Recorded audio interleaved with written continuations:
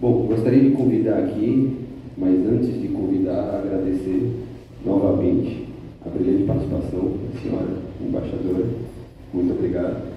E agora vamos começar com o primeiro painel. Gostaria de convidar Newton Campos, diretor da IE. Ele vai falar um pouco do tema do nosso painel e vai apresentar os panelistas, né? Newton, por favor. Obrigado, Bruno. Bom, boa tarde. Sou Newton, sou professor da IE, da de Madrid e também da FGV em São Paulo. E tenho a honra agora de moderar esse painel. Um painel breve, mas que a gente espera aprofundar bastante, né, e aprendermos juntos sobre possibilidades, né, que vem para a gente aí no futuro.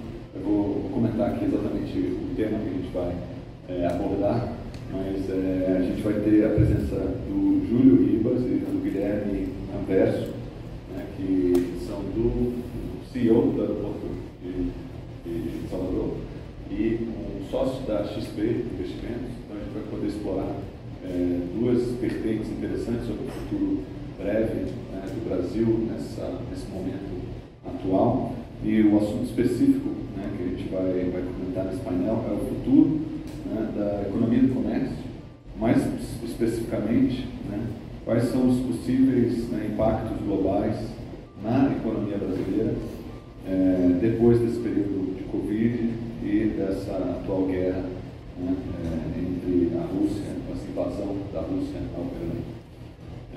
Então, acho que obviamente é um assunto amplo, mas que nós vamos poder explorar tanto o impacto, né, impactos possíveis da aviação mundial e do transporte de pessoas e mercadorias pelo mundo, mas também quais são, o que a gente pode esperar em termos de investimentos e em termos de fluxo, né, de investimentos, tanto em projetos como também em ativos, desde o ponto de vista do investimento. Então eu convido aqui para o painel o Júlio Ribas, primeiro, que parte aqui com a gente,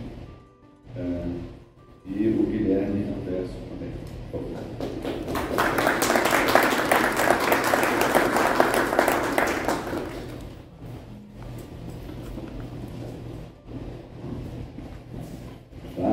Bom, primeiro, para a gente começar, a ideia, né, para vocês entenderem, eu já tive a oportunidade de moderar muitos painéis na minha vida como professor, e a ideia é a gente poder, inicialmente, entender um pouco da realidade dos dois panelistas, durante talvez 10 a 20 minutos, no máximo, cada um, e depois nós, a partir dessa construção que eles farão sobre a realidade deles, a gente partir para um debate e explorar as possibilidades futuras, né? Tá bom. Então, e aí a gente pode também partir a interagir com vocês, comigo mesmo, sobre o que a gente pode esperar aí no futuro, tá bom? Então, vamos começar, se vocês me permitem, se você puder, né, contar um pouquinho da sua posição, da sua trajetória, se apresentar aqui para nós, e aí decorrer um pouco sobre o que você tem visto. Tem várias perguntas que eu gostaria de fazer depois, mas antes, se o público puder te conhecer melhor, acho que vai facilitar o nosso debate. Bom, primeiro me sinto aqui entre amigos, várias pessoas são os conhecidos, os que não são conhecidos já os considero amigos, que são amigos de amigos. Meu nome é Júlio Ribas, como já foi apresentado, eu sou engenheiro aeronáutico de formação. Fiz toda a sequência, passei uma temporada na Força Aérea, e isso é relevante por um motivo. Eu sou do Sul, nasci no Paraná e fui criado entre o Paraná e Santa Catarina. E eu vou ser muito claro e muito sincero, assim, eu fui criado numa época em que o pessoal achava que o Sul carregava o resto do Brasil. Eu fui criado com essa mentalidade distorcida. Confessar os pecados é o primeiro passo para se penitenciar, ainda que sejam os pecados dos meus pais e avós. Com a Força Aérea, como eu era engenheiro de manutenção, eu tive que voar pelo Brasil inteiro. Norte, Nordeste, Centro-Oeste, e aí eu conheci o Brasil, eu descobri o Brasil, depois de Cabral. Eu não estaria aqui hoje na Bahia se não fosse essa temporada, que talvez ainda carregasse esse ranço, esse ranço biográfico e geográfico da época. E eu gosto muito da Bahia, gosto do Nordeste, E, interessantemente, agora nós temos também, já comento, operações também no norte do Brasil. E esse é o Brasil que mais cresce. São Paulo, como Nova York, São Paulo não é o Brasil. São Paulo é São Paulo. E com todo o mérito que tem, eu gosto de São Paulo, boa parte da minha vida adulta eu passei lá, mas nos Estados Unidos também o pessoal não considera Nova York os Estados Unidos. E você tem outros grandes polos de desenvolvimento, de negócios, de cultura. Você pode falar de Chicago, pode falar de Atlanta, pode falar de Los Angeles e tantos outros. E eu entendo que o Brasil também tem que ter isso. E por que não Salvador ser a nossa Atlanta ou a nossa Chicago também sendo? Inclusive geograficamente muito bem localizados. A gente está aqui até 2 horas ou menos de voo das principais capitais brasileiras. Esse daqui é o berço do descobrimento. Para os engenheiros e engenheiras presentes, aqui é o centro de gravidade do Brasil. Ou como um ex-prefeito de Salvador gostava de dizer, e gosta, a primeira e melhor capital do Brasil. Então, eu fiquei muito feliz de vir para cá. Foi um projeto que me foi oferecido. Vinci Airports é o maior operador privado de aeroportos do mundo, aeroportos concessionados. Sempre relembrando, não é uma privatização, é uma concessão, você tem uma responsabilidade de fazer investimentos, de levar isso adiante, e aí você tem um período longo, no nosso caso 30 anos, em que se espera recuperar esses investimentos e dar retorno ao acionista. Depois de Salvador, ganhamos recentemente um leilão de concessão no norte do país. Então a gente tem as 4 capitais, Boa Vista, Rio Branco, Porto Velho e... qual? Falou? Manaus, certo? Mais 3 aeroportos de interior, Tefé, Tabatinga e Cruzeiro do Sul. É uma região maravilhosa também, diferente da Bahia, mas é a nova fronteira também. É onde se pode desenvolver, há muita gente, uma diáspora do sul, do sudeste, há muitos catarinenses lá em Roraima, em Rondônia, e o Brasil que está crescendo. Então o Brasil não está na Faria Lima. O Brasil não está na Avenida Paulista. E o Brasil não está necessariamente no Corredor da Vitória também. O Brasil está lá, naquelas instâncias e também outras instâncias da Bahia, como Barreiras e situação. Por que eu menciono tudo isso? Porque nada disso acontece sem transporte aéreo. Esbarra aí. Se não houver transporte aéreo, inclusive que no norte, ou é transporte aéreo para o Rio. Você pode levar 2 horas até Tabatinga ou pode levar 3 dias. De rio. Estrada não há. E quando há estradas, são precárias. Então, o transporte aéreo é a solução, a mobilidade é a solução.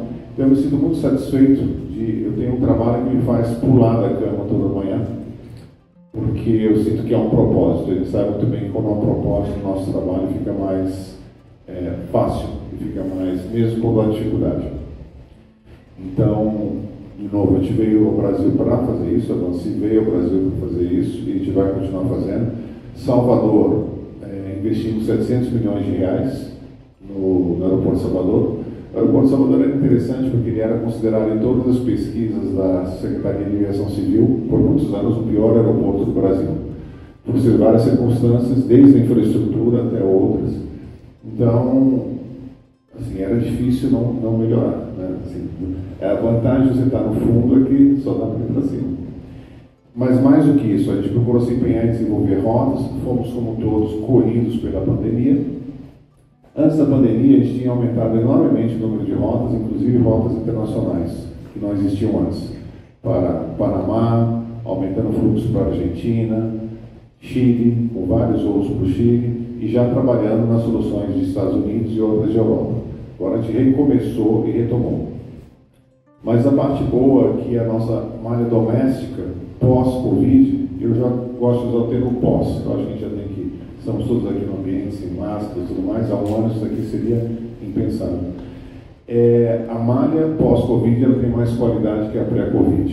E por quê? A gente já sabia que essa devia ser a malha certa e ficava buscando convencer as companhias aéreas disso.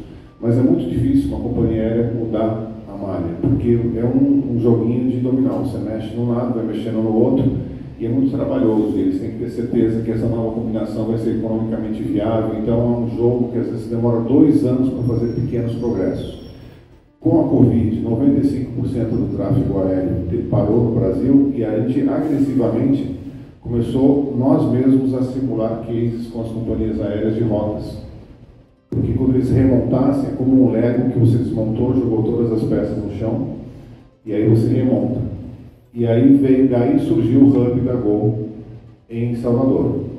A Gol voava para 13 destinos antes, hoje voa para 28. Entre 1 e 3 da tarde, o nosso aeroporto é extremamente lotado, no limite, no pico da capacidade de processamento de passageiros. E isso faz toda a diferença. Né? Essa conectividade vai fazer diferença também no turismo, mas faz diferença para negócios, porque realmente você elimina alguma conexão indo para cá. Então, essa é uma das grandes contribuições feitas ao local, ela é meio silenciosa. Outra contribuição é que boa parte dos investimentos, eles são invisíveis ao passageiro, visíveis às senhoras e aos senhores. E essa que a Mancia opera, a gente fica fazendo aeroportos para colocar em fotografia, fica fazendo aeroporto para ser eficiente. Por exemplo, a gente gastou 25 milhões de reais no sistema de bagagem, que ninguém enxerga. Mas como o sistema de bagagem é eficiente, ela chega rápido no porão da aeronave. Se ela chega rápido no porão da aeronave, o tempo de permanência no solo é menor. Se o tempo de permanência no solo é menor, é economicamente mais eficiente para a companhia aérea, que por sua vez gera mais voos vindo para a localidade, versus aqueles aeroportos que se tarda muito. Então esse é um investimento que, e se vier mais vezes para cá, eu sei que falar de preço de passagem aérea agora é quase como falar de corda em caso de enforcado. Mas isso são efeitos espúrios de toda a questão do petróleo que advém da guerra na Ucrânia. Mas, em geral, quanto mais eficiente a operação, menores são as passagens, o preço das passagens aéreas naquela localidade.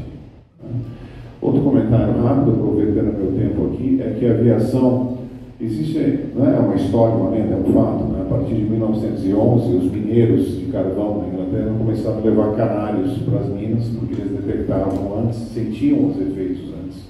Ele não detectava nada, ele morria. Né? Ele sentia os efeitos antes dos gases tóxicos e alertava os mineiros que era, usando o bom baianês, era bom se picar. Né? Ali. E isso, em 1986, começou a ser descontinuado, mas a expressão permaneceu, o canário na gaiola. A aviação é o canário na gaiola, é um dos primeiros que sente o efeito. Na área de bens de consumo, que eu também tive o prazer de trabalhar, é o pessoal de embalagem. Então, o primeiro que começa a diminuir isso e é o primeiro que começa a voltar.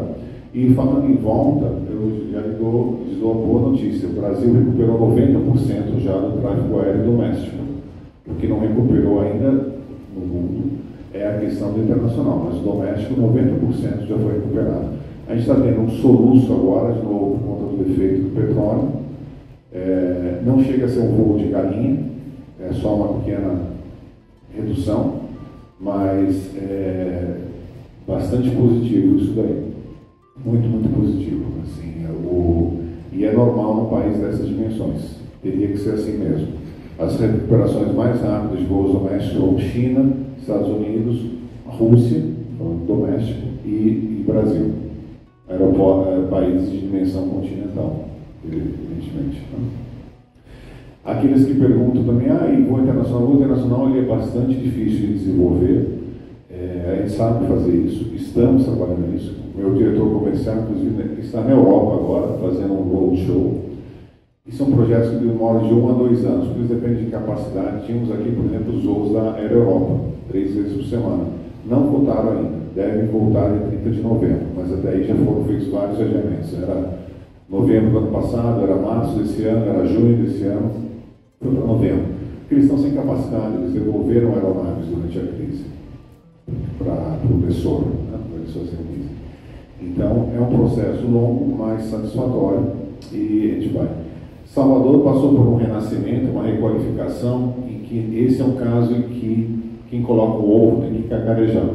Precisa ser mais divulgado isso. Quando eu converso com amigos, amigas que moram em São Paulo e em outros lugares, venham para a Bahia, eles ainda têm uma mentalidade da Bahia de um certo período, no início dos anos 2000, em que a cidade estava em pedaços. A gente precisa reforçar que ela não está mais em pedaços. Eu faço parte do Comitê de Turismo da FEComércio. Amanhã há uma nova diretoria, eu vou continuar também como vice-coordenador. O Ou seja, eu não me limito às minhas atribuições no aeroporto, eu entendo que o aeroporto tem que ser um facilitador dos processos também. Então, procuramos atuar lá, procuramos estar presente. Há uma nova gestão agora na Salvador Destination, a gente tem um excelente equipamento, que é o Centro de Convenções, e ele ia começar a funcionar quando veio a pandemia, e eu entendo que esse excelente equipamento ainda vai trazer muita alegria para Salvador. Já há eventos que estão sendo garantidos. Ou seja, é a hora e a vez da Bahia, como eu entendo que é a hora e a vez do Brasil também, né? Expandindo para o Brasil, acho que a gente tem muita coisa a mostrar. Exemplo é a nossa área de concessões de aeroportos, e não só de aeroportos, de estradas, ferrovias, portos. O Brasil tem levado, e aqui não vai nenhum viés político, não é nem elogio, nem crítica, ninguém que está no lado. É um fato que é o maior programa de infraestrutura do mundo. Os leilões de infraestrutura, hoje, 75% do tráfego aéreo passa por aeroportos concessionados. A iniciativa privada. Sem isso, os aeroportos estariam um cacareco, a maior parte deles. Estradas vai por um bom caminho também.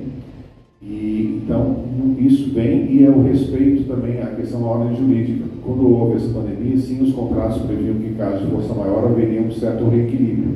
Não 100%, mas mitigando isso. E isso aconteceu. Todos os aeroportos tiveram algum tipo de mitigação, que não é receber dinheiro, mas é diferir pagamentos para o governo em função disso, são créditos. Isso é muito importante, porque isso constrói a confiança que mais e mais investidores venham. Então, esse panorama da aviação civil, o transporte de carga subiu muito também.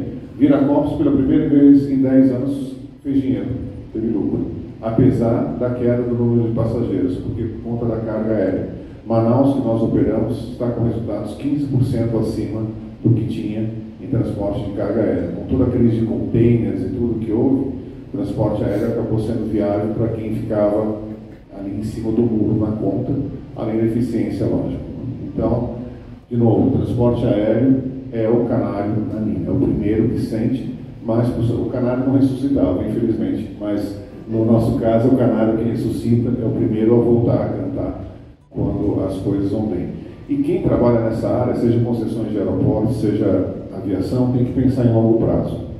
A gente realmente tem que pensar em longo prazo e às vezes eu sinto que nós, como sociedade, como empresários, como dirigentes, nós somos muito reativos.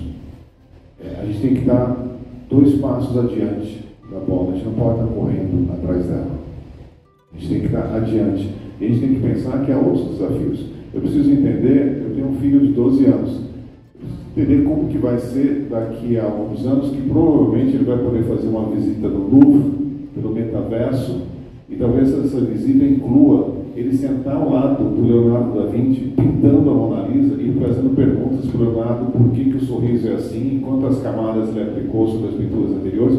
Quando tive o prazer de visitar a Mona Lisa, eu entrei no Louvre, aí tem aquela fila, você vai passando, a Mona Lisa, tchau Mona Lisa. Essa foi a minha experiência da Mona Lisa, assim, é muito mais interessante ler sobre ela do que visitar.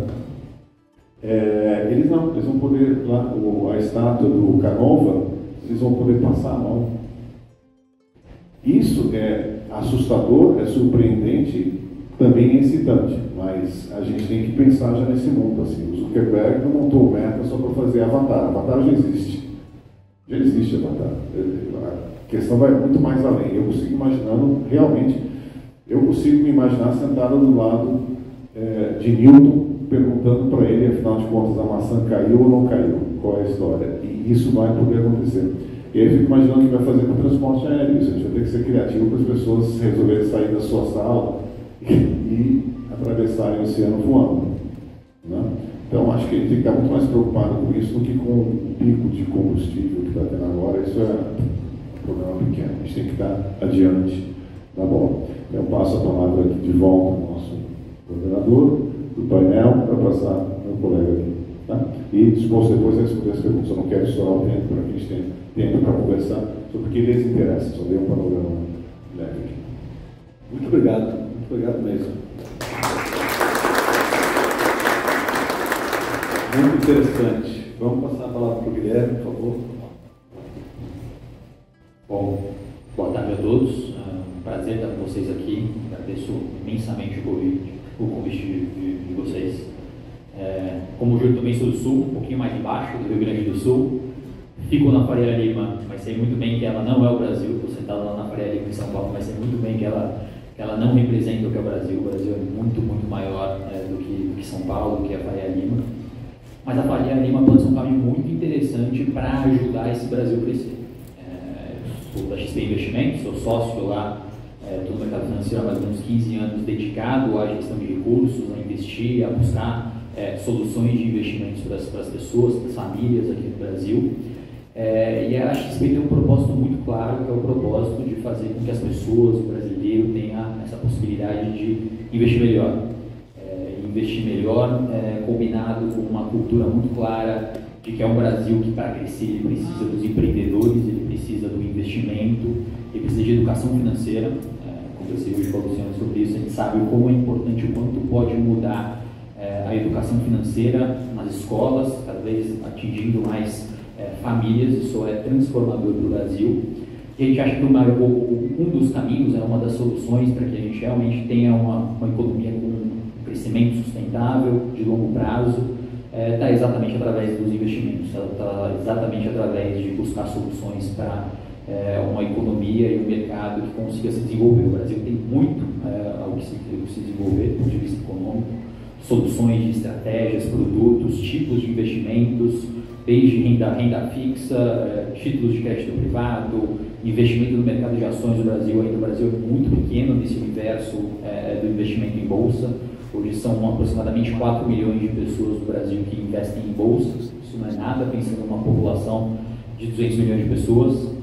O Brasil tem um espaço enorme para investir capital em private equity, venture capital, uma indústria muito interessante de empresários e empreendedores buscando das mais diferentes formas e soluções para empreender aqui no Brasil. Mas eu não estou aqui para isso. Eu queria contar um pouco para vocês sobre a guerra, sobre as consequências do que a gente está vendo no conflito Rússia e Ucrânia, esse mundo agora, felizmente, pós-Covid aqui no Brasil, né? Lembrando que a China tem passado por um período muito forte agora de lockdown, novamente Xangai, agora Pequim fechando as suas economias. E eu queria compartilhar com vocês um pouco das consequências do que a gente está vendo agora, do crescimento do Brasil e do mundo. E para isso, o documento que a Mônica trouxe para vocês, está em cima da cadeira, a parte final do documento, conta um pouco das consequências para a Romênia agora nos próximos 2-3 anos. Mais inflação, a inflação da Romênia de 10%, projetada para o final desse ano. A probabilidade de uma desaceleração econômica, uma economia que deve crescer menos nos próximos 2 anos, efeito do que a gente está vendo agora. E essa é um pouco da realidade do mundo. Tá? Usando o termo do lado de um expert de aviação aqui do meu lado, os Estados Unidos têm um desafio de fazer um pouso suave dessa economia. Uma economia que nos últimos 1 ano e meio teve muito combustível para crescer. Eles fizeram um estímulo muito grande de desenvolvimento, né, de injeção de liquidez na economia americana. Só que agora eles estão num outro processo. A inflação nos Estados Unidos também está muito forte, uma magnitude parecida com a da Romênia, 9,5% de inflação acumulada nos últimos 12 meses.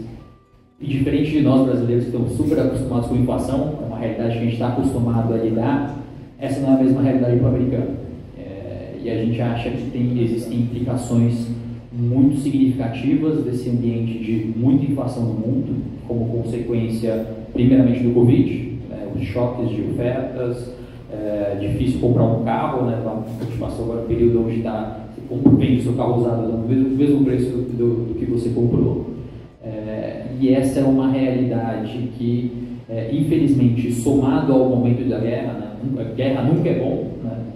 Nunca é bom passarmos por uma guerra, mas a guerra logo depois desse período pós-Covid ataca o mundo, infelizmente, num período muito complicado. Exatamente o que a gente vai discutir bastante agora nos próximos meses está muito relacionado a como os Estados Unidos vão conseguir fazer esse pouso suave.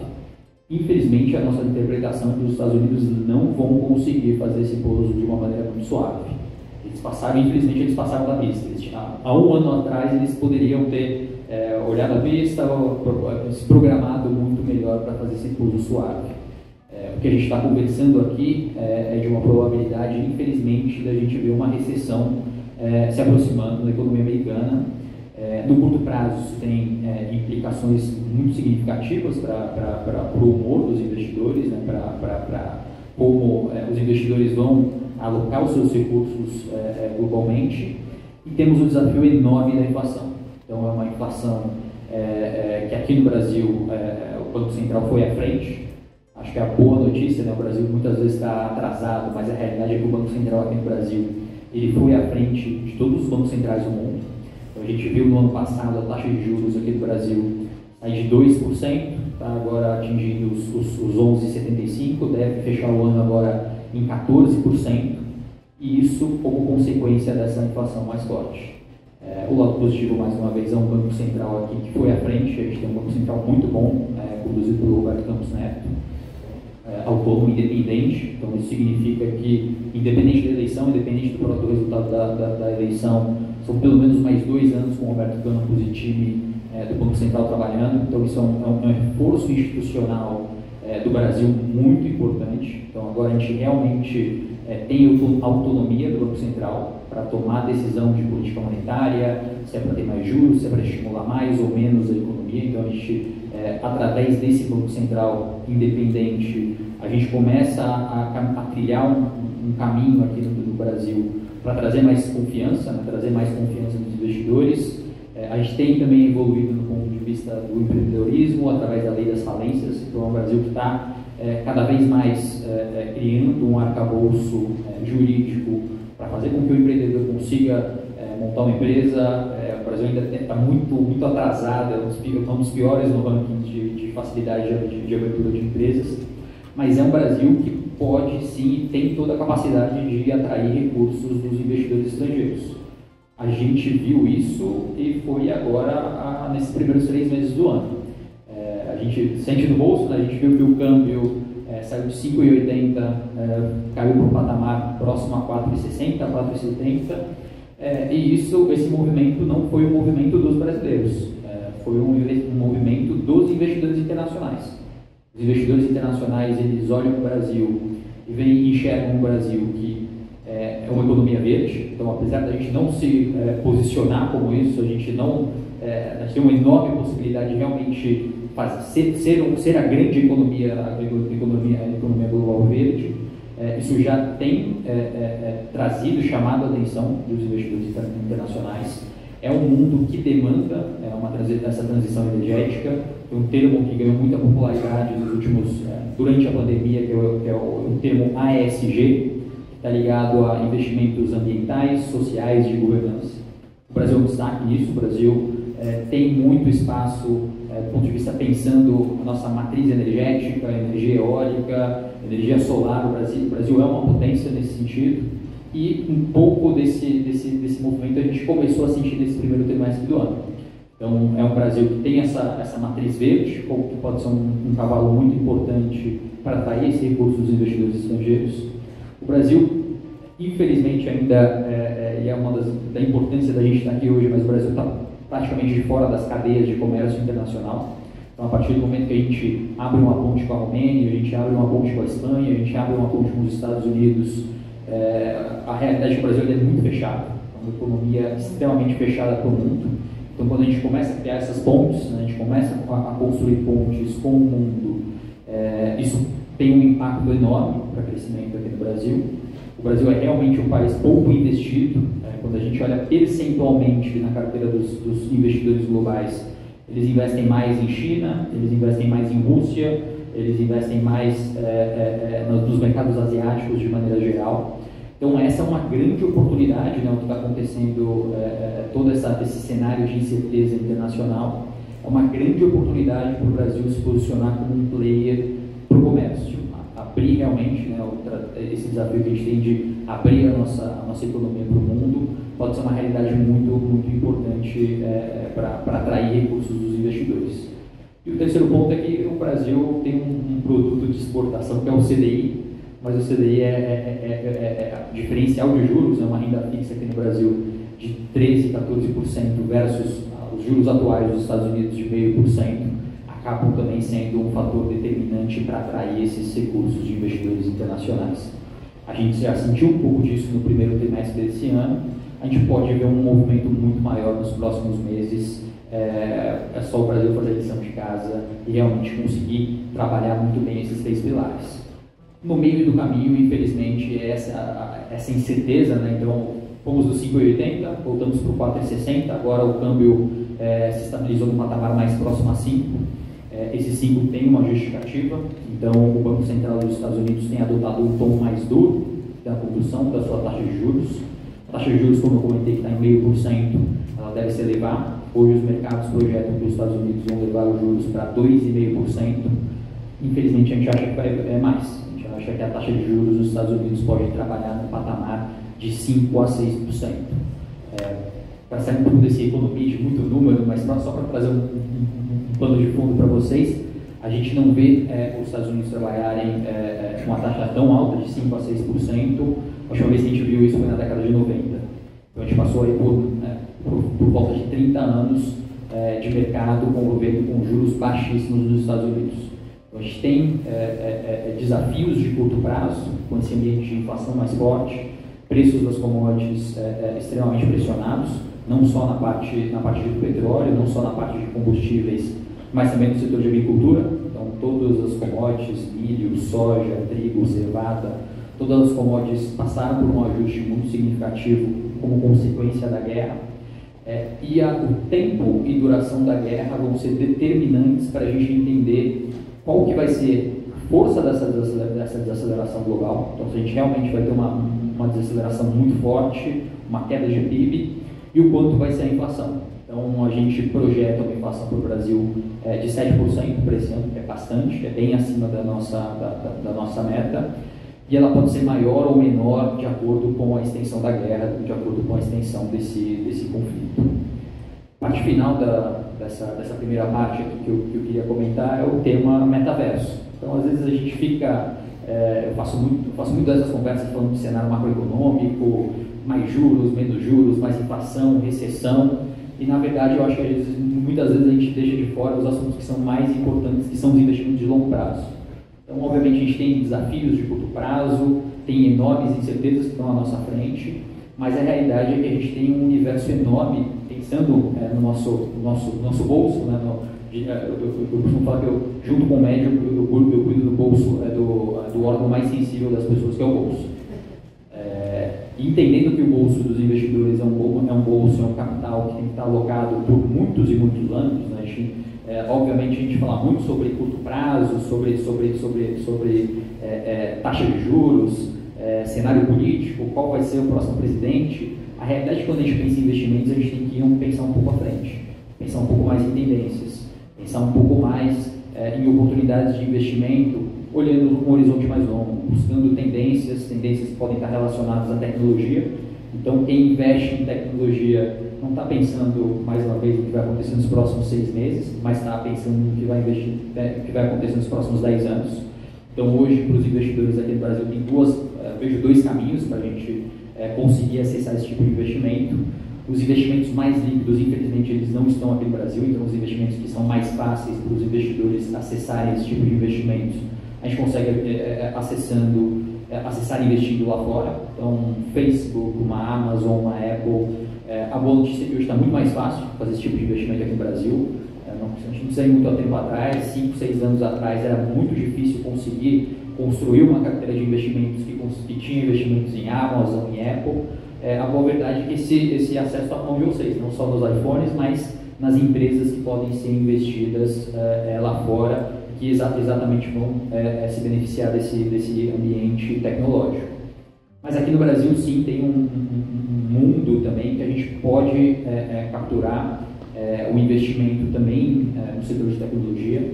Então, a gente tem, dentro do universo XP, buscado formas com empreendedores, com fundos de investimentos ligados ao mercado de private equity, exatamente para acessar essas empresas e encontrar esses empreendedores aqui no Brasil que vão com certeza revolucionar o nosso mercado local, adicionando mais tecnologia, mais soluções para os nossos investidores aqui conseguirem encontrar boas opções de investimentos. Então é um mundo olhando para frente, pensando na forma que a gente investe, muito diferente de como era como a gente fazia 10 anos atrás. Olhando para frente, a gente tem enormes possibilidades, seja na forma que a gente investe aqui no Brasil, seja no nosso bolso, sejam futuras soluções de investimentos que vão surgir. Então existe um enorme espaço para a gente conectar empreendedor, agronegócio, diferentes segmentos da nossa sociedade com a Faria Lima. Eu acho que a Faria Lima pode ajudar nessa conexão. Empreendedores, capital, recursos e realmente encontrar soluções ao redor do Brasil. Porque é o Brasil do empreendedor, é o Brasil que tem um mercado de agricultura enorme, né? A gente tem enormes possibilidades no setor de commodities, mas não só isso, são os cérebros. Foi um pouco da conversa com a Mônica, ela contando um pouco das universidades são menos. O Brasil também pode ser um país que tem essa capacidade de também trazer cérebros, fazer com que os cérebros ajudem o desenvolvimento do nosso mercado local. Então, tem os desafios de curto prazo, eu acho que tem que estar muito atento com a inflação, muito atento com a possibilidade de recessão nos Estados Unidos, mas eu acho que o cenário é muito maior, muito mais amplo, as oportunidades de investimentos aqui são bem legais, são bem importantes para a gente. Bom, acho que essa é a primeira parte da nossa conversa. Espetacular, a aula, né? Obrigado. Deu para atualizar bastante, né, do que está acontecendo. Eu queria agora começar a explorar o painel com algumas perguntas minhas, mas já que vocês comecem a pensar algumas perguntas de vocês também, para a gente deixar esse bate-papo mais interativo. Eu vou começar com uma pergunta. Eu sou fascinado por tecnologia, né? A gente está vendo uma era incrível, né, de tecnologia. Você comentou do metaverso. Eu adoro acompanhar a indústria de aviação. Minha família tem vínculos com a indústria da aviação também. E aí, a gente, quando observa, hoje acompanha um pouquinho, a gente vê todos esses movimentos da SpaceX, todas essas companhias que vão fazer com que a gente, em muito pouco tempo, já 5, 10 anos, esteja indo para a Lua como se estivesse indo para a esquina, praticamente. A gente tem possibilidade já com a SpaceX de, talvez em até 10 anos, já poder voar para qualquer lugar da Terra em 30 minutos.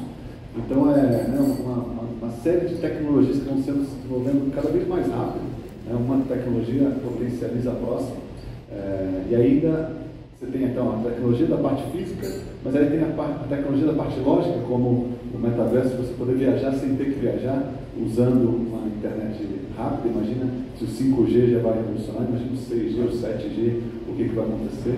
Então, a minha pergunta, resumidamente, é: vocês da Avancee estão uma empresa global, que está presente em tantos lugares, tendo que lidar com problemas do hoje, como o Covid, como guerra, como petróleo, mas obviamente com o olho também lá no futuro, como você mencionou. Então, como que vocês lidam com essa perspectiva futura de desenvolvimento de tantas tecnologias? Vocês têm algum comitê que debate isso, que acompanha isso? Como que isso no dia a dia da empresa permeia, os debates? Eu sei que parece meio distante, mas quando a gente pensa 5, 10 anos, não é tão longe assim. Então, como vocês lidam com isso? Bom, o desafio é ser breve, eu vou ser breve na resposta. Eu gostei, sempre é bom, é mais excitante quando você tem um antagonista e o protagonista e o antagonista. Assim, a provocação da Faria Lima foi boa.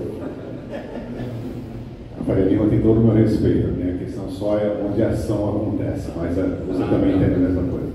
Vamos lá, a Avancee, como eu falei, opera 53 aeroportos no mundo, mas ela é parte de um grupo muito maior, é o maior grupo de infraestrutura e construção do mundo, na verdade que não é tão conhecido, porque o guarda-chuva Avancee foi na virada do milênio, eram várias empresas que foram sendo feitas aquisições, tem mais de 150 anos, porque a primeira, segunda e terceira maior empresa é chinesa, a Avancee é a quarta, a quinta, sexta e sétima são chinesas, que é o capitalismo estatal. Então ali na brincadeira que serve mesmo, somos nós. Então, e a gente tem um grupo, a parte da Avancee Energista também. Então, a gente tem um grupo de energia, de construção, de concessões. Então, isso ajuda a ter uma visão muito mais macro. A gente está agora num trabalho junto com a Airbus e com a Total em relação à possibilidade do uso de hidrogênio nas aeronaves. Nós temos um compromisso que é o Air Pact de redução da pegada de carbono em 50% até 2030, versus a base que começou, que foi 2018, geradas pelo aeroporto. Só que a gente já está trabalhando também para que a aviação gere menos. Tá, até dou a boa notícia que Salvador, agora em 2022, já passou da meta dos 50% que estavam estabelecidos. Então a gente tem uma usina fotovoltaica aqui, a gente tem todas as lâmpadas de LED, tem uma série de iniciativas que fez com que tanto que o aeroporto de Salvador ele foi eleito 3 anos consecutivos o aeroporto mais sustentável do Brasil. Isso também ajuda, isso tem impactos em negócios e atrair companhias aéreas. Então sim, a gente está trabalhando na questão do hidrogênio, a gente está acompanhando de perto, ainda não com nenhum comitê, a questão do VTOL, das aeronaves, né, que possam disputar. Essa enfrenta um desafio maior, principalmente as elétricas, porque a questão da autonomia está bastante limitada ainda. Mas também com olho na realidade do dia a dia, que é, de novo, promover mobilidade, porque é só com mobilidade que a gente consegue resolver desigualdades. Eu tenho uma preocupação muito grande com esses desenvolvimentos acelerados de tecnologia, que sejam um pouco de castas. Eu acho que o desenvolvimento ele só é positivo quando ele começa a endereçar também a queda da desigualdade. A gente tem aqui Salvador, uma cidade maravilhosa, mas que também é conhecida por ter uma curva de Gini extremamente injusta. Né? E a gente precisa eliminar essas desigualdades, senão o que a gente vai acontecer? A gente vai criar uma casta no mundo, né? Lá no seu metaverso, e o pessoal que ainda está passando fome. A gente precisa de revoluções como o que aconteceu em 1906, quando foi desenvolvida a tecnologia para extrair amônia a partir do hidrogênio. Isso criou a possibilidade de você aumentar os fertilizantes, e isso totalmente deixou o Thomas Malthus anacrônico, porque ele tinha essa história que, né, que ia acabar os recursos, e os fertilizantes promoveram a desigualdade. Ainda assim a gente passando fome no mundo, mas sem essa descoberta há muito tempo a gente já teria caído na barbárie. A gente precisa de outro breakthrough do gênero, que não vai ser a questão só do fertilizante, mas e eu ainda acredito que mobilidade não é a solução, mas é parte do acessório para isso acontecer. Enquanto a gente não tiver mobilidade, nós não nos conhecemos. A gente ainda tem pessoas que pensam que existe um grande país chamado África, do lado direito do mapa. Assim, né? Se for nos Estados Unidos, as pessoas acham, não, that country, África, né? Não, são 38 países. Né? E também sobre a Europa, a gente está descobrindo a Romênia, está descobrindo a Moldávia, a Ucrânia, que muita gente nem tinha entendimento do que era, agora todo mundo situa no mapa, por motivos trágicos, mas situa. Então, esse é o nosso trabalho que a gente está fazendo, sim vendo tecnologia, mas também promovendo os equipamentos básicos. É fascinante, até porque, né, só construindo em cima do que você acabou de falar, essa mobilidade acessível, ela gera o conhecimento entre os povos, né, e que traz a paz. Né? Você conhecer o povo de outra região, de outra cidade, de outra, traz a paz, né, e pelo fato desse autoconhecimento que você gera ao conhecer o outro. Né? E isso é fascinante, que depois da Segunda Guerra a gente teve tantos movimentos de intercâmbio pelo mundo, etc. E que hoje a gente precisa, né, com iniciativas como essa mesmo do Fórum, promover cada vez mais esses intercâmbios que a gente tenta para abrir, né, a mente das pessoas e promover maior paz, né, entre as pessoas. Mas aí vou conectar com você, obrigado, Júnior, conectar com você com relação a investimento já. Você falou de uma série de possibilidades, né, de investimento, um olho muito forte no investimento de longo prazo, quando o mundo está tão confuso no curto prazo. Como é que a gente vai olhar no longo prazo? Até no curto prazo já está complicado, né? Antes a gente fazia, eu me lembro, já tenho idade para lembrar que, né, a gente conseguia fazer um forecast de 5, 6 anos bastante preciso, né?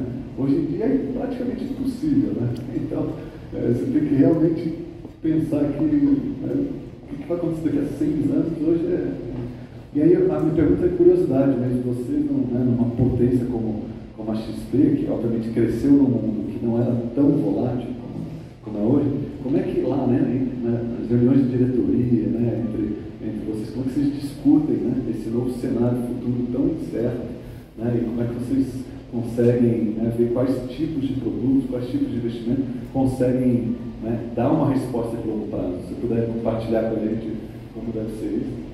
E vou compartilhar que a gente já fez reunião no Metaverso. Então, uma das reuniões que a gente começou a fazer lá foi, pegamos os óculos lá da Meta, trambolhão na cabeça, e fizemos a nossa primeira reunião no Metaverso, mas infelizmente a gente ainda não tem toda a tecnologia necessária, os nossos computadores não aguentam que toda empresa use Metaverso. Então, a gente fez uma reunião com 10 pessoas, mas por enquanto é um projeto aí para 1, 2 anos, uma realidade que a empresa, a gente trabalha com o conceito de XP Anywhere. Então, a gente tem contratado funcionários dos mais diferentes lugares do Brasil, interior, a gente não está mais concentrado nas capitais, antigamente era Rio, São Paulo, e quem não era de lá tinha que morar, sou de Porto Alegre, fui morar em São Paulo, porque a empresa mudou para São Paulo. Era necessário para você estar na empresa, você tinha que estar morando lá. Essa não é mais uma realidade nossa agora com esse conceito de XP Anywhere.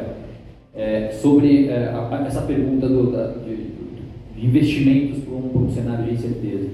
A realidade é que morando no Brasil, a gente o tempo inteiro está passando por uma incerteza. Então, a gente passa por incerteza política, a gente passa por incerteza, algum evento na América do Sul, acontece alguma coisa na Argentina, respinga aqui no Brasil, acontece alguma coisa no México, respinga aqui no Brasil.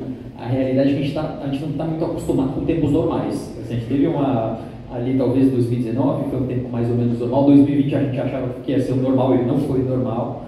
Então, a realidade é que a gente está acostumado a trabalhar a empresa em ambientes adversos. Essa é um pouco da nossa cultura de ir crescendo aqui no Brasil. Mas, indo para o ponto prático, né, como que os investidores conseguem investir, por exemplo, acaba tendo muitos benefícios de isenção de imposto no universo, no mundo da renda fixa. A gente consegue encontrar, a gente tem feito essa conexão campo-investimentos, buscando soluções no crédito nos CRAs, nos créditos recebíveis do agronegócio, nos CRIs, nas debêntures. Então, existem uma série de investimentos no mundo da renda fixa que pagam um excelente nível de retorno e tem a isenção, que são uma ótima opção para quem está mais preocupado com este curtíssimo prazo de mais incerteza. Mas olhando mais para frente, esticando mais o nosso horizonte de tempo, o que a gente tem buscado, e vocês vão ouvir muito dessas novidades aqui do lado da XP, é realmente esse investimento de 10, 15 anos. E esse investimento de 10, 15 anos está nos ativos mais ilíquidos. O que são esses ativos mais ilíquidos? São os venture capitals, são os private equities, realmente investir nessas empresas que são pouco acessíveis ao investidor pessoa física, ou esse tipo de investidor ele só é acessível para investidores de alto patrimônio, mais de 10, 15 milhões de reais, mas a realidade é que a gente quer quebrar essa barreira e dar este acesso a um investimento que é mais sofisticado, que é um investimento pouco acessível às famílias brasileiras. A gente quer que da mesma forma você consiga comprar Facebook e Apple no aplicativo, a gente quer que você consiga comprar qual vai ser a próxima XP ou qualquer outra empresa de sucesso aqui no Brasil. Para fazer isso, esse universo de private equity é um excelente caminho. Legal, a gente já vai começar a abrir para o público, mas antes só fazer um comentário. Eu dou aula, né, na IE, na FGV, sobre Private Equity Venture Capital, e aí há pouco tempo, acho que não mais de 2 anos, eu tive o privilégio de almoçar com um dos maiores banqueiros do mundo, que estava passando por São Paulo, e aí nós estávamos conversando sobre tendências, né? E aí ele me comentou um negócio que ficou na minha cabeça, que nós estamos vivendo uma fase de private equitização do capitalismo. Né? Eu achei curiosa o comentário que ele fez, né? Anotei na minha cabeça e comecei a pensar mais sobre justamente o que ele quis dizer sobre isso. Foi uma conclusão de um longo debate que eles tiveram entre vários banqueiros de Londres há alguns anos atrás. A gente está numa fase de private equitização do capitalismo, que aqui, vamos dizer, em linguagem simples do professor aqui para os alunos, é um maior acesso que o cidadão comum tem a comprar participação de empresas de capital fechado. Então, antes isso era extremamente difícil. A gente está vendo um processo mundial. Cada vez isso vai ser mais possível. Você comprar um pedacinho de maçã de uma empresa que tem potencial lá no Nordeste, lá no Sul, né, lá na Bolívia, lá no México. Então isso é uma tendência interessante que permite realmente que você tenha participação de algo que vai durar muito tempo, porque normalmente são empresas de qualidade, empresas que têm muito futuro aí. Então, quando você falou isso, eu lembrei isso. Eu queria... Está bem conectado. A gente tinha uma pergunta, alguém levantou a mão aí. Isso. Vamos lá, não sei se eu tiver o microfone. Aí, ó. Você fala seu nome, por favor, e para quem que é a pergunta.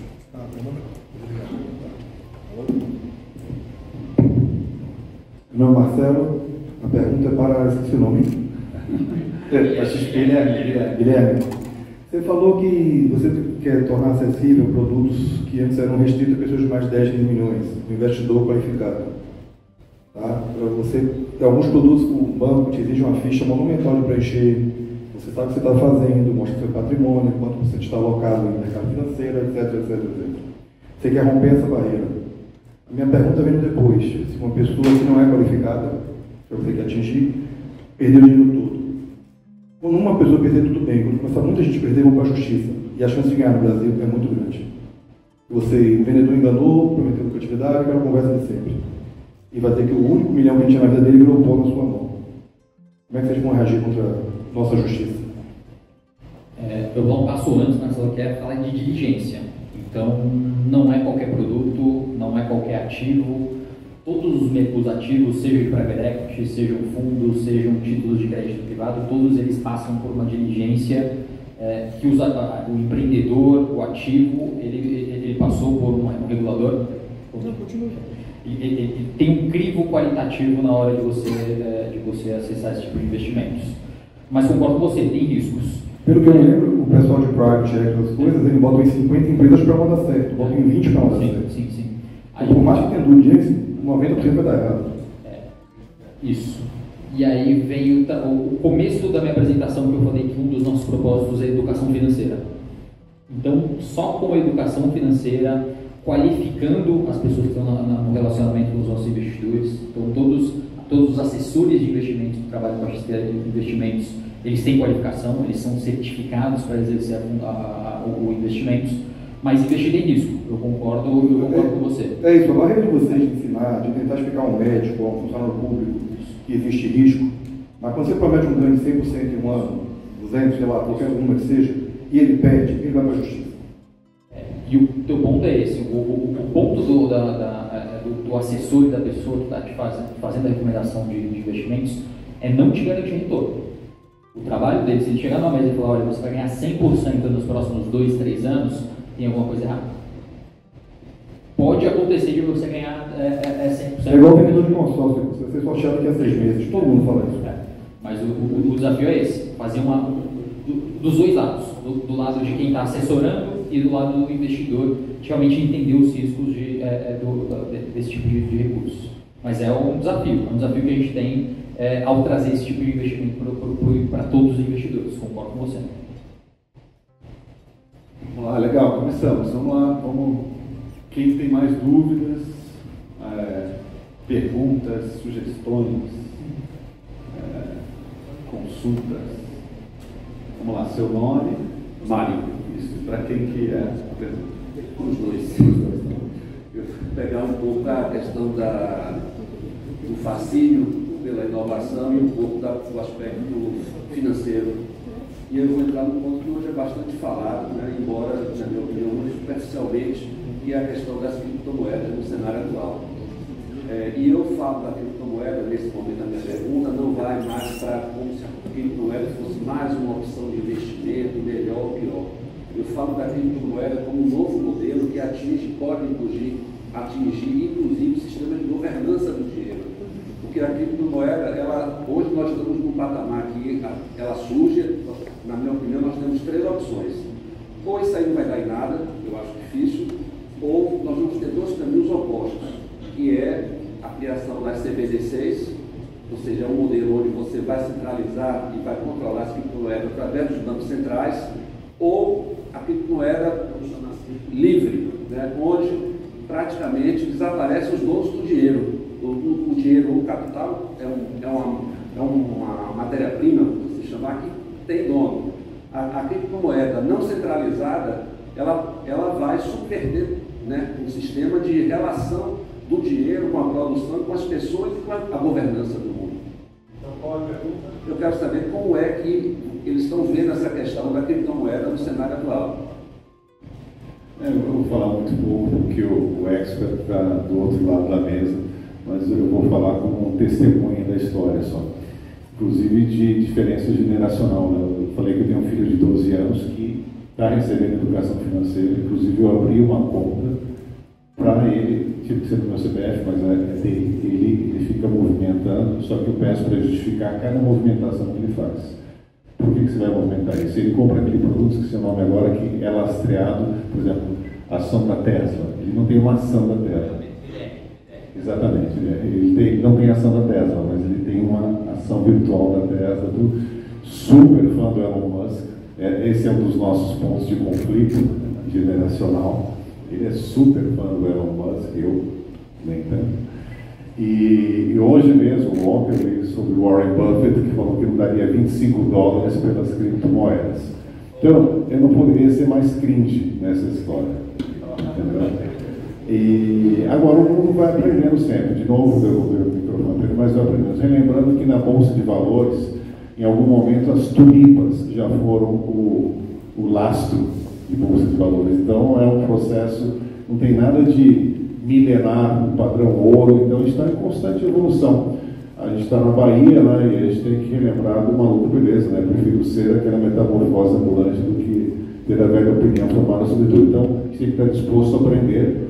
Agora, sim, há riscos envolvidos nisso tudo, na questão de criptomoedas, inclusive do ponto de vista legal, e quem é, questão de crime organizado e tudo mais. Então, eu vou passar para quem entende mesmo. Mas dê meu depoimento cringe.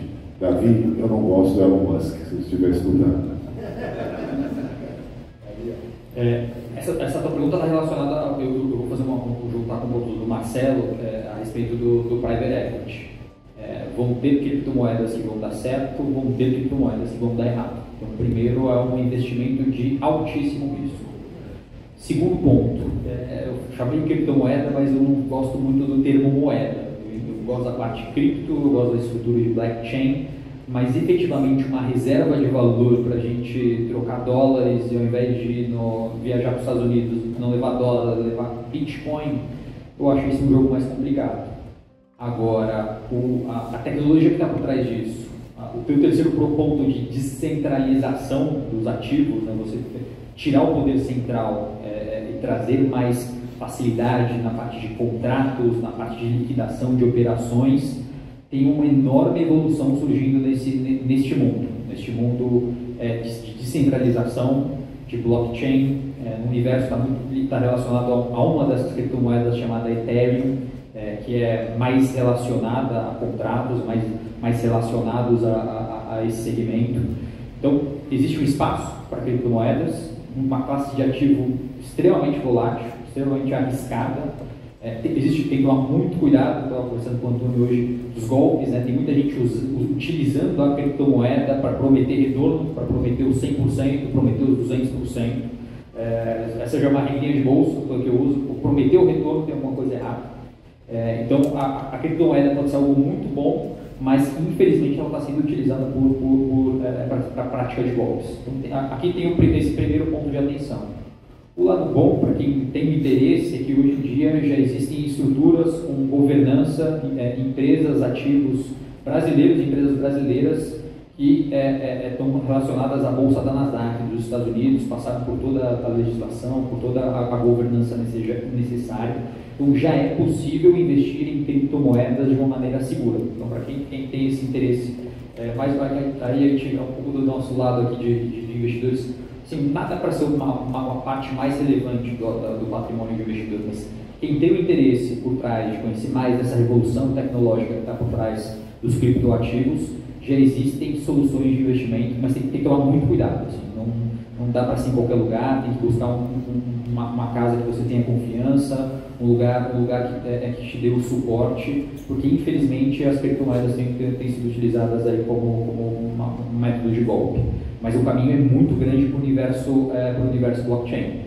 O que a gente pode estar vivendo é uma era, agora a gente está vendo que nos anos 90 era a internet. A gente não sabia muito bem como usar a internet, tinha na época uma das maiores provedoras na década de 90 era a AOL hoje não existe mais.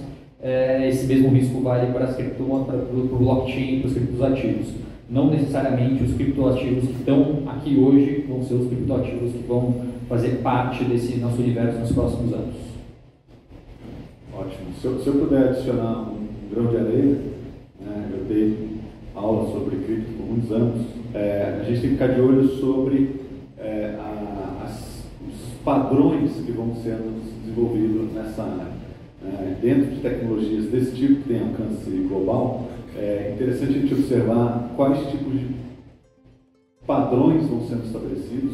O Ethereum, por exemplo, é um padrão muito interessante, então cabe realmente olhar para ver se muitas pessoas ou muitas empresas vão adotar esse padrão, porque normalmente são dentro dos padrões que normalmente a gente vai ver algo que dure mais tempo. Então, sempre que hoje em dia tem mais de 200 criptomoedas aí, sem contar os tokens, etc. Então, acho que cabe, se pudesse dar um grãozinho de areia aqui, cabe observar aquelas que têm um maior potencial de se tornarem padrão dentro ou de um setor, ou dentro de uma indústria, ou dentro de uma solução específica, que aí talvez tenha uma utilidade aí que dure um bom tempo e, portanto, se torne uma cripto útil, né? Seja dentro de um videogame, por exemplo, você perceba que é um videogame que vai durar 10 ou 20 anos, seja dentro de uma cadeia produtiva qualquer. Então, acho que é interessante ficar observando, procurando esses potenciais de padronização. Vamos lá, vamos continuar. O assunto está muito rico. Xavier, meu querido amigo, professor da ESAD, está com o microfone, por favor. Muito obrigado, Vitor. Muito obrigado. A pergunta é para o Júlio. Muito obrigado pela exposição dos dois. Realmente estamos também apaixonados por tecnologia e pensar no metaverso e as futuras possibilidades de investimento, especialmente na área de blockchain e criptos, é espetacular. Mas hoje no almoço estávamos tendo um debate também muito interessante sobre a região, sobre Bahia, sobre Nordeste, né, especialmente sobre Salvador. E eu acho que aqui a comparação que fez com esse canário que ressuscitou, né, que realmente tem uma perspectiva possivelmente setorial e de desenvolvimento econômico, né, muito à frente, né, do que realmente pode e deve ser feito. Né. Eu fiquei impressionado, eu não tinha me percatado de que realmente aqui o transporte é o rio 3 dias, né, o aéreo em questão de horas. Com essa perspectiva de canário que ressuscitou e que sabe exatamente por onde pode ser e deve ser transportado, onde estão os drivers de crescimento, e tendo em conta, temos falado também que parece, né, que tem chegado um timing certo aqui no Nordeste, né, especialmente aqui em Salvador, né, que estamos no momento certo para começar realmente um desenvolvimento importante, ajudados obviamente pela Faria Lima, né, mas num momento realmente importante, um timing certo. Por onde começaria esse crescimento? Se eu responder certo essa pergunta, o próximo governador da Bahia me convida para ser secretário. Não acho que vou dar a resposta, só posso dizer como observador que tem que acompanhar todos os indicadores, que a beleza da Bahia é que a gente tem essa possibilidade de variedade. A gente tem a riqueza agrícola no oeste da Bahia, e que tem muita gente que não tem noção disso daí, porque é longe, a gente é do tamanho da França. Aqueles que não conhecem o nosso parque, o Cimatec, têm que conhecer, peçam uma visita. A gente tem computadores de última geração lá, computadores quânticos, fazendo cálculos complicadíssimos de previsão meteorológica e outros exercícios também de prospecção de solo, geológicos. Evidentemente, nós temos o turismo também, que no mundo é uma indústria considerada bem relevante. Então, se a gente for ver, a Bahia não tem todos os ovos numa cesta só. E então precisa juntar essa cesta. Agora, curiosamente, a Bahia sempre tem um ciclo, né? você tem normalmente o governo do estado com uma orientação política e a capital irrelevante com outra. Isso já faz décadas. Não estou fazendo nada aqui, só estou dizendo que se em algum momento elas se alinharem, isso talvez crie um certo momento, seja lá para que lado for. Isso é importante também. Então, assim, quem conhece a Bahia se apaixona por ela, mas a gente tem que deixar de ser uma promessa. Mas todos os vetores estão aqui. A gente tem boas universidades, a gente tem a questão agrícola, a gente tem o turismo e tem a tecnologia também. Só que 80% dos clientes da Cimatec são fora da Bahia. A gente tem que lembrar isso. Então isso mostra o potencial. A gente tem que lembrar que a Ford fechou a fábrica, mas manteve, acho que são 800 engenheiros para o desenvolvimento de tecnologia aqui na Bahia. Então, acho que falta talvez os baianos acreditarem mais na Bahia, porque tem muita gente fora da Bahia que acredita aqui. E eu estou vendo coisas semelhantes lá no norte também, mas a pergunta era sobre a Bahia. E só mais um pedacinho sobre a nossa questão. Meu filho me fez a gente comprar fez um exercício de comprar um NFT usando Ethereum, usando o Bitcoin. Está lá cuidando do NFT como se fosse um Tamagotchi. E eu aponto, eu gosto de arte, né? Eu falo, Davi, isso é um de Cavalcante, isso existe. Ele foi lá e pintou. O que a gente faz com esse NFT? A gente ainda vai descobrir o que vai fazer com o NFT. Teu filho é o Davi? Davi. O meu é Leonardo. Os Ninja Turtles, então. Legal. Boa. Aqui outra pergunta, qual o seu nome? Meu nome é Eric, eu tenho uma pergunta para Guilherme. Eu queria puxar um gancho da pergunta, que esqueci o nome, Mário.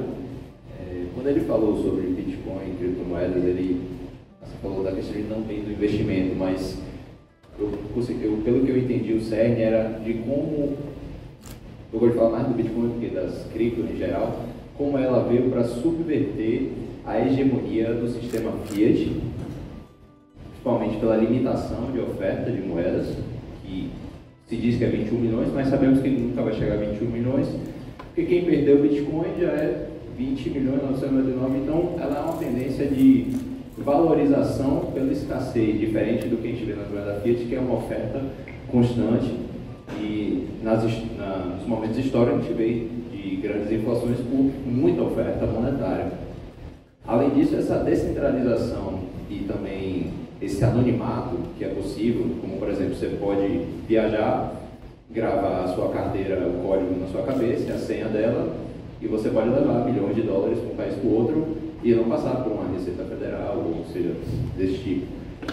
Isso é uma coisa que vai subverter a hegemonia financeira do mundo, isso sem dúvida. E a minha pergunta seria, como a XP, ou você que está mais por dentro dessa área todo dia, vê esse impacto na hegemonia, mas não como investimento, mas como realmente uma mudança de paradigma global?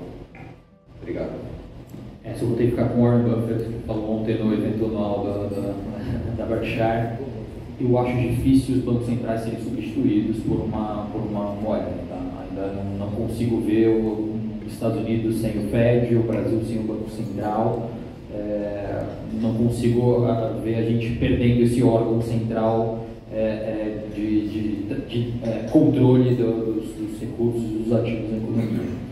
Eu acho que o Bitcoin pode ser um caminho lateral a isso, um caminho que vai te dar mais flexibilidade para transicionar recursos, exatamente como você falou, para os Estados Unidos, não tem mais a preocupação agora, não são 5 ou 10 mil dólares que você pode levar no bolso, então você vai ter essa facilidade de conseguir transacionar recursos. Agora, como poder central, né, como efetivamente uma moeda que vai substituir as moedas existentes do mundo, eu já enxergo como uma maior dificuldade. Mas não há massa crítica agora em 2022. Talvez daqui a 20 anos, quando todos nós estivermos no metaverso, aí vai ser uma outra realidade. Mas enxergando o cenário que a gente pode enxergar, né, que são os próximos 2 anos, eu não vejo essa mudança acontecendo no curto prazo.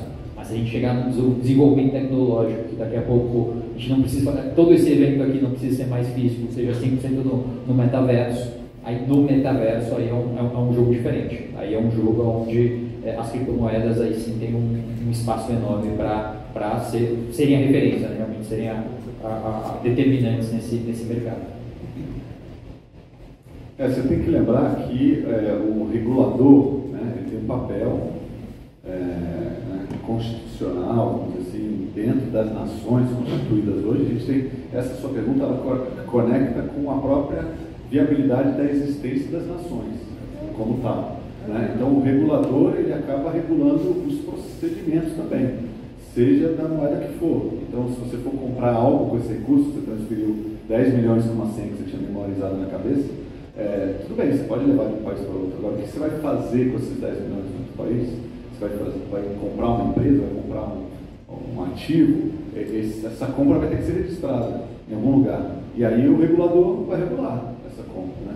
Então, de certa forma, você meio que não consegue escapar do conceito de nação que a gente tem hoje e do papel dos reguladores. Né? Mas, enfim, isso é um debate bem interessante e que a gente tem que ver o que vai acontecer daqui a 50 anos. Né? Porque daqui a 10 ou 20 a gente consegue prever que o regulador consegue regular. Mas daqui a 50 ou 100, será que vai existir países ainda? Não dá para saber. Professor Pedro, uma pergunta. A gente está chegando já na reta final aqui, talvez dê para mais 2 ou 3 perguntas, tá bom? Tá bom. A minha pergunta é para Guilherme. Quais são os usos, a utilidade que você vê para metaverso daqui a futuro? Quero dizer, até agora, metaverso foi utilizado mais para gaming, para ócio, concerto, ok? Agora já começa a ter outras utilidades. Nós, na Heineken, lançamos por primeira vez Heineken Silver no metaverso. Durante 3 meses você poderia tomar uma Heineken no metaverso e ganhar uma Heineken no mundo real, claro, senão não dava. Tá bom. Mas, quais são, na sua opinião, esses usos do metaverso que você vê daqui a 3 anos? Eu vou te falar de mais de curto prazo, tá? Nas relações de trabalho. Então, a forma que a gente trabalha hoje, onde trabalhava antes do Covid, como a gente pode trabalhar no metaverso, é que algumas reuniões que a gente fazia de forma presencial, agora a gente aprendeu a usar o Zoom, o Teams, já cansou dessas reuniões virtuais, eu acho que todo mundo um pouco sem paciência de fazer reunião online, mas o metaverso pode ser uma solução para que a gente consiga ter uma interação mais forte, maior do que a gente tem no Teams quando a gente se conecta no Zoom. Então, de curto prazo, o que eu vejo é onde a gente está estudando, tá? Isso já, a gente já está buscando, o que falta hoje é tecnologia, falta servidor o suficiente para que a gente consiga colocar 6 mil funcionários que a gente tem hoje dentro do metaverso. Mas é um objetivo da empresa fazer com que a gente tenha essas 6 mil pessoas conectadas no metaverso. Então, curto prazo, vejo essa funcionalidade muito clara no universo do mercado de trabalho. Médio prazo, universo das marcas, universo dos negócios, nas NFTs, a gente comprando uma NFT de uma arte, de uma música, de uma bolsa, algum ativo. Aí já é uma opinião particular, eu acho que a gente vai comprar a Heineken no metaverso, mas a gente vai querer na vida real para consumir, para tomar, né? Não tem graça nenhuma tomar uma Heineken no metaverso, mas essa conexão, né, de mundo virtual com o mundo real, esse é o médio prazo. Ao ir no shopping, a gente escolheu uma roupa no metaverso e essa roupa fisicamente chegar nas nossas casas. Eu vejo esse como curto, médio prazo do metaverso. E aí o longo prazo eu vejo esse caminho das escolas, fazer uma viagem, você visitar um museu, aí é uma reinvenção do setor de educação.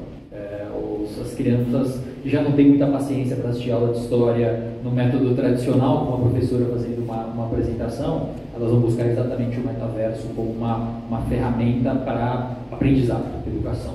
Então eu vejo esses 3 níveis, e o terceiro eu vejo com mais preocupação por o Brasil não ficar de fora. A gente corre o risco de realmente não participar dessa transição educacional. A gente já não participou da primeira, a educação do Brasil já ficou de fora, infelizmente, dessa primeira parte de revolução educacional. Corre o risco da gente novamente ficar de fora desse próximo passo, que pode ser o metaverso. Obrigado. Só queria comentar, Pedro, a gente acabou, eu não sei, típico, né, de painéis, assim, a gente acabou indo mencionando muito o metaverso, né?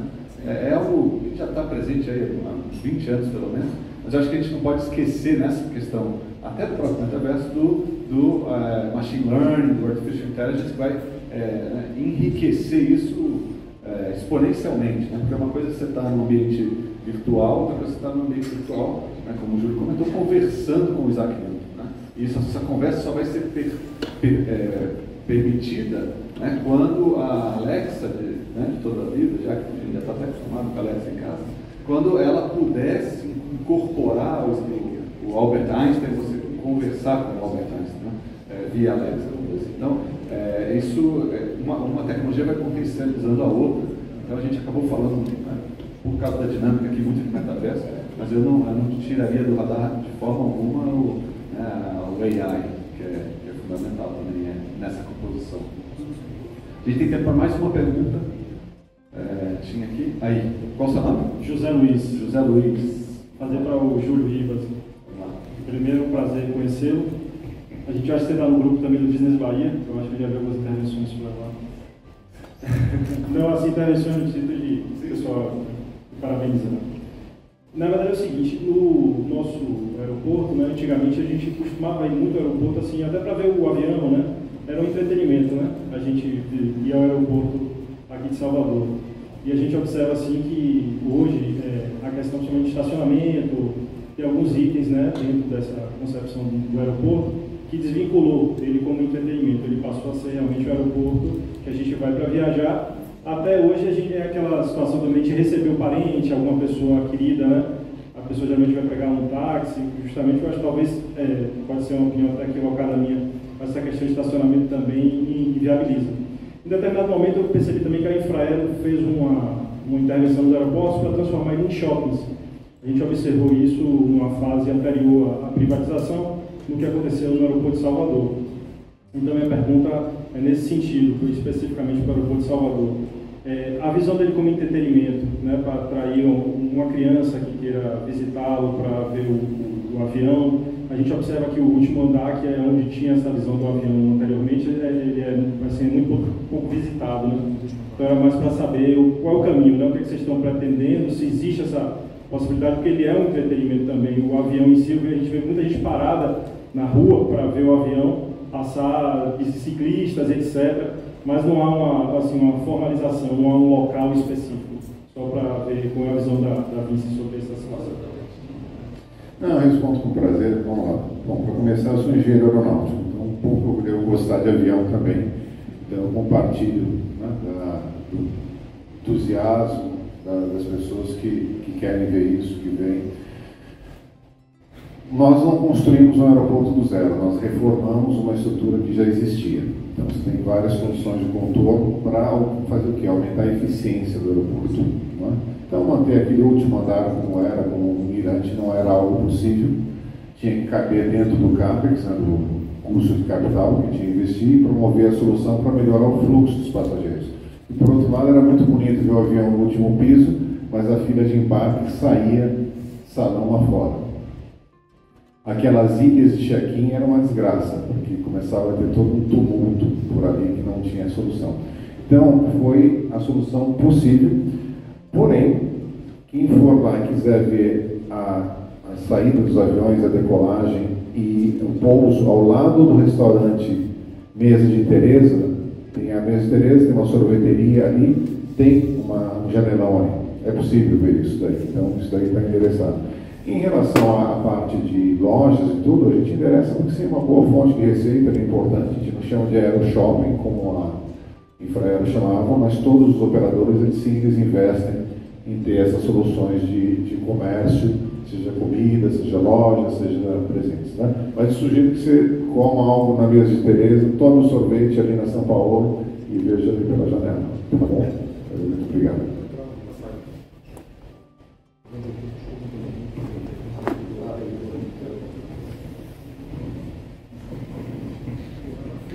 Boa tarde, meu nome é Wilson. Dentro da concessão que foi ganha, o CAPEX, provavelmente você tem lá a receita, né, do povo doméstico e também, provavelmente, não sei se tem, a parte de cargas, né? E a gente tem uma limitação do aeroporto Salvador que não tem uma grande chance de ampliação de pistas. Não sei se isso é verdade. Quanto a cargas, para tornar ele mais eficiente, existe algum programa específico? Respondendo rápido sobre pista, o sistema de pista de Salvador ele atende, tanto que a gente já recebeu 747-800, recebe aeronaves maiores. Existe a história de construir uma outra pista que, sinceramente, é algo que eu não vejo que vai prosperar. Não é necessário. Vou dar um exemplo. Nós operamos na Vinci também o aeroporto de Gatwick, em Londres. Gatwick, pré-pandemia, uma pista só. 47 milhões de passageiros. Então, assim, o sistema não é só pista, é tráfego aéreo, é coordenação. Carga, a gente tem procurado aumentar a carga e é um trabalho meio que ovo e a galinha. O que significa? A gente tem um grande potencial de exportar, por exemplo, frutas através do aeroporto de Salvador, como Petrolina faz. Só que para isso você precisa do cargueiro. Para ter o cargueiro dedicado, eles querem que tenha venda. Para ter a venda, você precisa estimular o pessoal que vende a fruta a repensar a cadeia logística. E muitas vezes isso daí é meio que um hábito, já que está. Então você tem frutas que o pessoal manda de caminhão para São Paulo, para de São Paulo sair para a Europa. Então a gente começou a fazer um trabalho com a Federação da Agricultura, é um trabalho que demora, que se precisa, e aí o início é o que? No porão dos aviões já existentes, para você estimular isso daí. Com a pandemia, você teve a redução dos voos TAP, Europa e tudo mais, e perdeu esse start. Então a gente quer recriar esse start, começar a criar essa massa crítica que em algum momento falei, pensando bem, melhor ter um cargueiro dedicado a levar manga, levar mamão para a Europa do que só ir no porão. Mas tem bastante potencial, só que é um jogo que você precisa mexer com vários interlocutores. Então tem bastante chão por aí. E a gente tem a operação de Manaus, que é o terceiro maior terminal de carga do Brasil. Ficamos só atrás de Viracopos e Guarulhos. Então, carga e aviação, elas andam no caminho bem juntas. Tá? Olha, queria agradecer, a gente acabou infelizmente nosso tempo, agradecer muito a participação de vocês, agradecer particularmente ao Júlio, ao Guilherme, aqui pelo altíssimo nível, acho que foi do painel, que honra ao Fórum Brasil Espanha, né? Os painéis muito bons que já houve na Europa.